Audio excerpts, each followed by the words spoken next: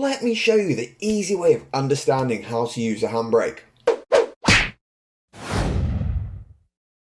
Hello. Welcome back, ladies and gents. For any of you that don't know me, I am Josh from the Toucan Driving School. I'm a driving instructor and I'm here to help save you money on your driving lessons. Today we're going to talk about the handbrake, so let me show you the easy way of understanding how to use a handbrake. If you haven't already, toot that subscribe button and you're not going to miss out on future videos that are going to add value to your lessons. Now, as you can see here, and I'm sure you're already aware, this is a picture of a handbrake, also known as the parking brake. Now, it is used to secure the car when the car is parked, but it can also be used when you're stopping on a hill. Now, when the handbrake's on, this is just to stop the car from either rolling forward if you're going downhill or rolling backwards if you're going uphill. This is really just going to allow you to set your feet, your left foot on the clutch and your right foot on the gas, allowing you to be ready to get off when the lights change or when the roundabout's clear, for example. It's also useful for when you've stopped the car and you're parking, because otherwise you're going to have to put a brick on the brake to stop the car rolling away. Now, if you're quite new to driving, I would advise you trying to practice to use the handbrake when practicing your hill starts.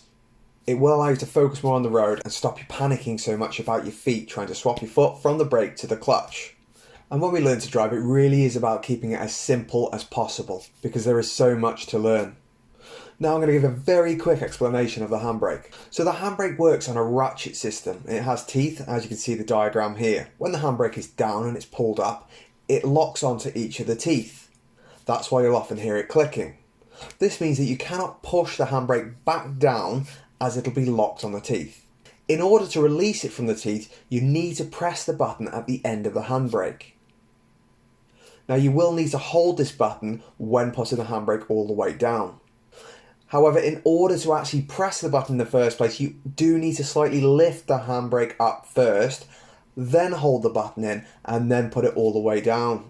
Now, if you forget to put the handbrake all the way down, which does often happen, luckily now most cars have a warning light on the dashboard. There is also normally a beepy sound of some form that just lets you know, heads up, your handbrake's on, sausage face, put it down. If you're driving a particularly older car that doesn't have a warning light, you will start to get a burning smell, and this is basically your handbrake just wearing away. Now, the smell's bad enough, but also you're probably going to need a new handbrake, so really try not to do that. As you can see here, I'm trying to press the button in at the end of the handbrake, but it won't go in. Why won't it go in? Because I haven't pulled the handbrake up first, so it's stuck on the teeth. When I gently pull that handbrake up, the button is then very easy to press and the handbrake can go all the way down. As you can see, I'm holding the button in as I push the handbrake down. In order to put the handbrake back on, I can just gently pull the handbrake up. I don't need to press the button in if I don't want to. And it really doesn't make any difference apart from a slight ratchet noise as the handbrake's catching on the teeth. As you can see now, as I lift it up, the handbrake is locked and it will not be pushed back down unless you push that button back in.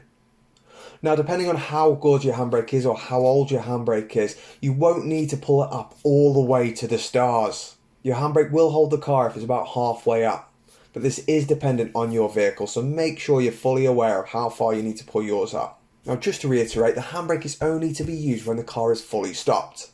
This is because the handbrake is either on or off. You cannot adjust the handbrake like you can the foot brake.